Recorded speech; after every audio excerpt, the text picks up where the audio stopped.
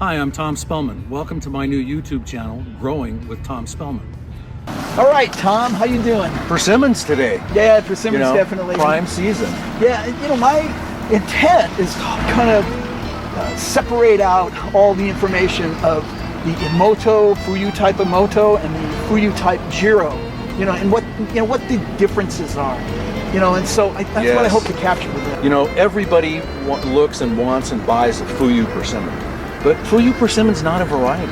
Yes. Fuyu persimmon is a category. Right. And so we can show some of the subtle differences between the varieties by comparing the two. Yeah.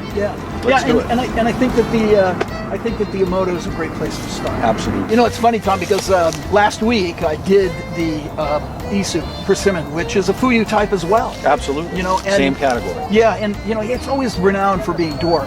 I think it's a little more compact than a Jiro type fuyu, but the tree's still going to get 20-25 feet on its own. Yes. So it's still something that if you're considering size control, you're still going to need to manage. Yeah, size control to me that's what it's about in home garden. Absolutely. That's it. And we've been preaching that for 30 years. Yes, we've been trying, huh? Yeah. Yes. So this is a more compact variety. Ripens a bit earlier than the Jiro type. Good. Here's the nice thing about fuyu type persimmons in California.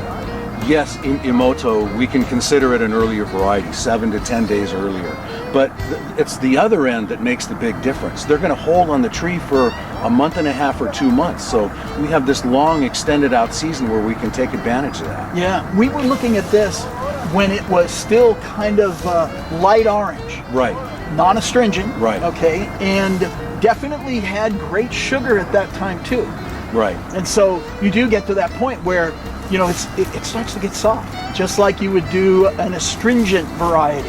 Right. And here's a variety that actually still eats well when it is soft. Yes, and people have been using the astringent types like hachia for baking cookies and persimmon breads and things for years and years and years, but you can actually take the fuyu types and use those in baking as well once they soften up. Without a doubt. Yeah, we used to slice them up and dehydrate them. They were great. They were the best. Yeah, they were fantastic. So Tom, let's pick a couple and let's go get some Jiros and we'll do some comparison. That sounds great. There's a couple of nice fruit on this tree right here. Excellent. That's great. Got them.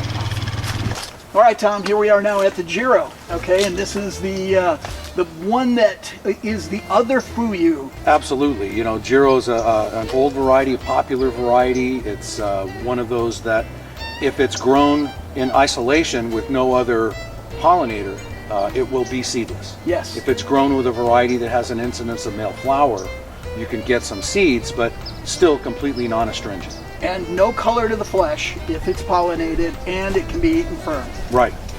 So it's a great attribute. One of the most popular varieties sold, as a matter of fact, both home garden and for commercial, right? I would say of all the fuyu selections that we have, Jiro is probably the one that's going to take 90% of the market. Yeah, isn't that all the others combined are going to get about 10%. That's a crazy thing. It's reliable. It's productive. It's precocious. Yes. The tree produces at an early age. Yes. It's very, very stable. It has a great reputation because it is probably as good as you're going to get. You bet. Right. Also known as the California fuyu. California fuyu. So obviously, if you look at this tree, it didn't like our summer. No. It was hot. We had some heat. In looking at the tree and looking at the fruit, evaluating the fruit, there's no sun damage to the fruit. Yes. So even though the tree shows a little bit of physical stress, the fruit shows none at all. Yeah, a lot of diffused light because of the canopy. These are nice, thick, heavy leaves. Definitely the fruit probably has some deflective value because of its light color and nice, thick skin. Yeah, this variety definitely gets a lot of play everywhere. And adaptable to cooler climates, coastal climates, semi-desert climates, adaptable to higher humidity areas. I think it's pretty much a zone 7 though. It probably doesn't go into 5 and 6 as well. Well, yeah, I would agree with that. Yeah, so, seven's probably the extent of dependable zones to be planting. Right. So this is the Imoto that we picked earlier this morning. And isn't this out of like Lindsay, California? Yeah, this originated on Mike Imoto Ranch in Lindsay, California. Certainly a variety with some great attributes. Yeah.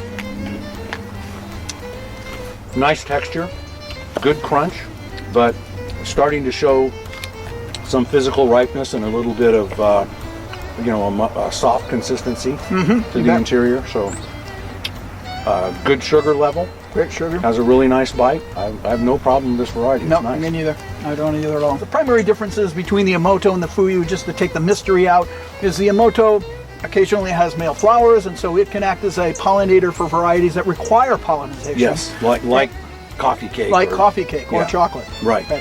And then, of course, the Jiro, it doesn't have any male flowers whatsoever. It doesn't work as a pollinator for anything, and it will be pretty much non-astringent no matter what, Yes. whether it's pollinated or not. Yeah. Even early in the season, there's still no astringency there. How about the Jiro? So let's take a look.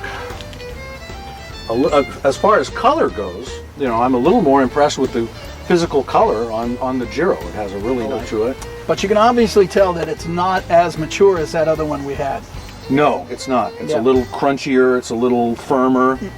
Although interestingly enough, both of these varieties grown here at Dave Wilson Nursery in a collection of 30 other varieties, they're both still virtually seedless. Yeah, they don't have any seeds at all. That's an amazing thing, because you would think that everything that required pollination to have seeds would have seeds out there. Oh yeah, if it's going to get seeds, it's going to get seeds here. The coffee cake that we had, those varieties all had seeds, and they were all Cinnamon colored, Yeah, cinnamon yeah. colored, yeah, right. So flavor-wise, everything that you'd want in a persimmon.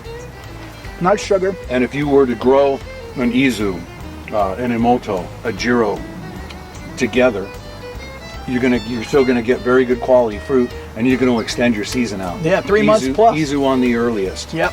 Imoto in the middle, and then extending it out with Jiro. 3 months And- worth of persimmons. And again, the hang time on all of them is good. Just So- think about that for a farmer's market, or a Oh, yeah. U-pick.